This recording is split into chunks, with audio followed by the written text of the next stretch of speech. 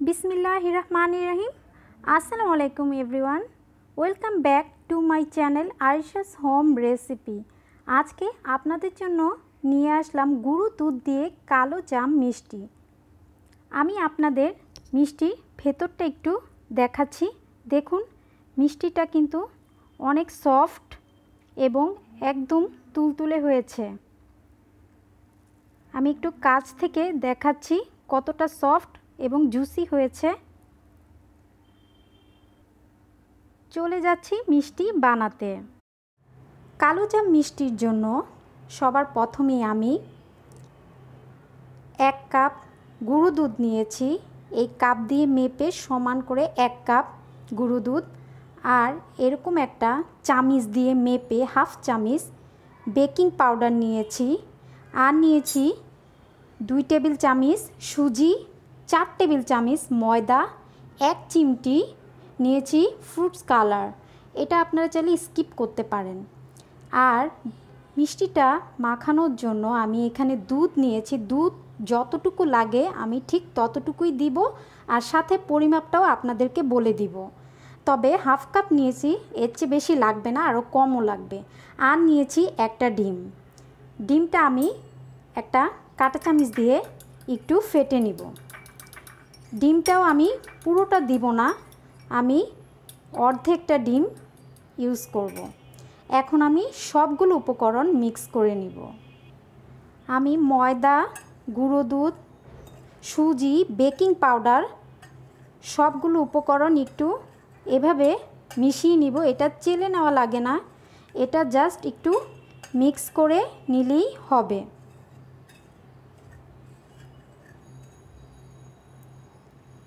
এখন আমি সবগুলো উপকরণ আমি মিক্স করে নিয়েছি। এখন আমি 2 টেবিল চামচ ঘি দিয়ে দিব।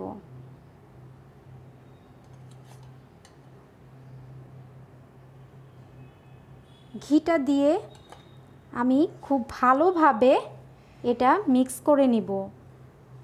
এভাবে একটু হাত দিয়ে ডলে ডলে ঘিটা মেশাতে হবে, অনেকটা ব্রেড ক্রামের মতো হয়ে যাবে।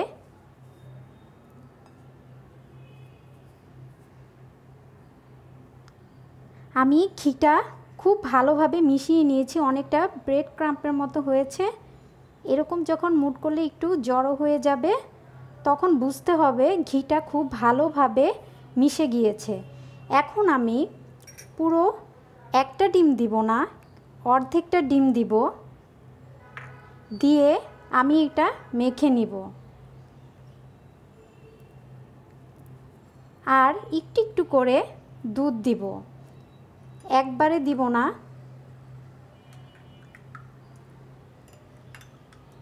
আমি 3 টেবিল চামচ দুধ দিয়েছি। এভাবে আমি ডোটা মেখে নিব।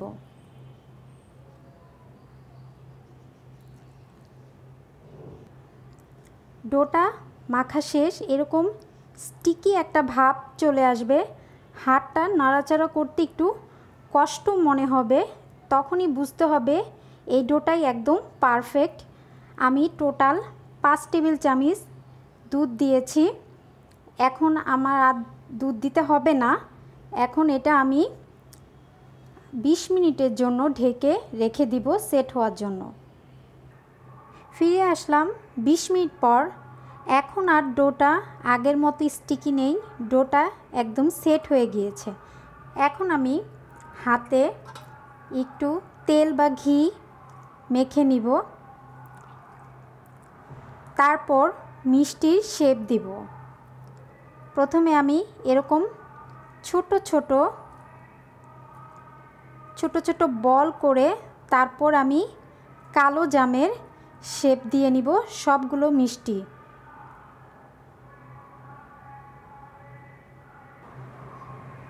মিষ্টিগুলো এরকম স্মুথ করে এই সাইজ করে সবগুলো মিষ্টি আমি শেপ দিয়ে নিয়েছি। এখানে আমার 10টা কালো জাম মিষ্টি হয়েছে।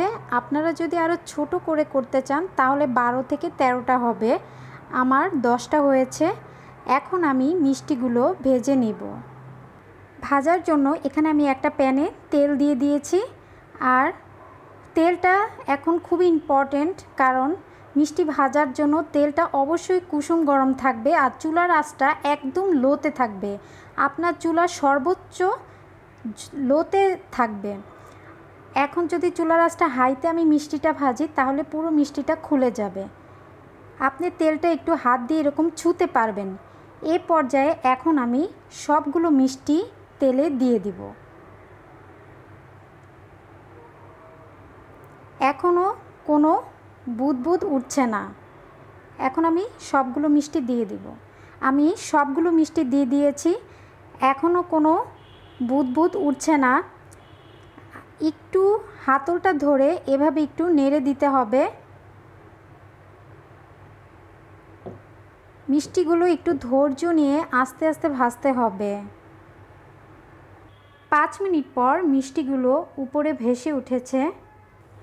মিষ্টিগুলো একটু নেড়ে দিতে হবে, অপর পাশটা উল্টে দিতে হবে যেন অপর পাশটাও সুন্দরভাবে ভাজা হয়, না হয় এক পাশে বেশি ভাজা হয়ে যাবে, আরেক পাশে হবে না। তাই একটু পরপর নেড়ে দিতে হবে।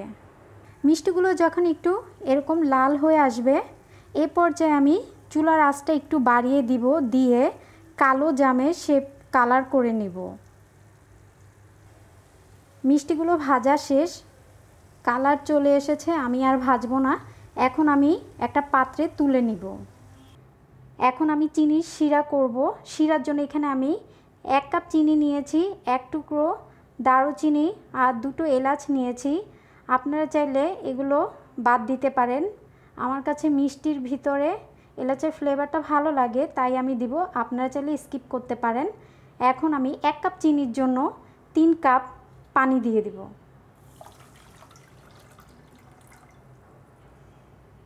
তিন কাপ পানি দিয়ে এখন আমি চুলার আঁচটা হাইতে রেখে এটা বলক তুলে নেব। আঁচটা হাইতে রেখে আমি একটু নেড়ে চেড়ে শিরাতে একটা বলক ওঠা পর্যন্ত অপেক্ষা করব। শিরায় বলক চলে এসেছে, এখন আমি মিষ্টিগুলো দিয়ে দিব। মিষ্টিগুলো আমি একটু ঠান্ডা করে নিয়েছি, হালকা কুসুম গরম মিষ্টি দিব, কারণ একদম ভেজে সরাসরি যদি আমি শিরাতে দিই অনেক সময় মিষ্টিগুলো চুপসে যায়। তাই আমি মিষ্টিটা যখন ঠান্ডা হয়ে আসবে কুসুম গরম থাকবে তখন আমি গরম শিরাতে সবগুলো মিষ্টি দিয়ে দিব। গরম শিরাতে মিষ্টিগুলো দিয়ে একটু নেড়ে মিশিয়ে দিব। এখন একটা ঢাকনা দিয়ে ঢেকে দিব। ঢেকে চুলার আঁচটা থাকবে মাঝারিতে। 10 মিনিট পরে ফিরে আসছি। ফিরে এলাম 10 মিনিট পর। মিষ্টিগুলো শিরাতে পারফেক্টভাবে ঢুকে গিয়েছে। এখন আমি আরও 10 মিনিট শিরাতেই রেখে দিব। ঠান্ডা করার পর আপনাদেরকে সার্ভ করে দেখাবো। শিরা থেকে মিষ্টিগুলো আমি তুলে নিয়েছি, আর এখানে আমি 3 টেবিল চামচ গুঁড়ো দুধের সাথে হাফ চামচ ঘি মিশিয়ে এটাকে আমি মাওয়া করে নিয়েছি। এটা গুঁড়ো দুধের মাওয়া। এখন আমি মিষ্টিগুলো এই গুঁড়ো দুধে একটা একটা করে এভাবে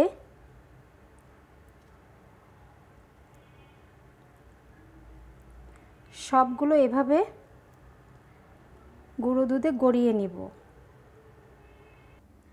দেখলেন তো কত সহজেই গুঁড়ো দুধ দিয়ে পারফেক্ট কালোজাম মিষ্টি তৈরি করে ফেললাম। আপনারা অবশ্যই এই মিষ্টি বানানোর জন্য এই মিষ্টির মেজারমেন্টটা ঠিক রেখে বানাবেন। ইনশাল্লাহ আপনাদের মিষ্টিও পারফেক্ট হবে। আশা করি আজকের মিষ্টির রেসিপিটা ভালো লেগেছে। ভালো লেগে থাকলে প্লিজ আমাকে সাপোর্ট করবেন। আমার চ্যানেলটা অবশ্যই সাবস্ক্রাইব করতে ভুলবেন না। লাইক করবেন, লাইক করে আমার সাথেই থাকবেন। সবাই ভালো থাকবেন।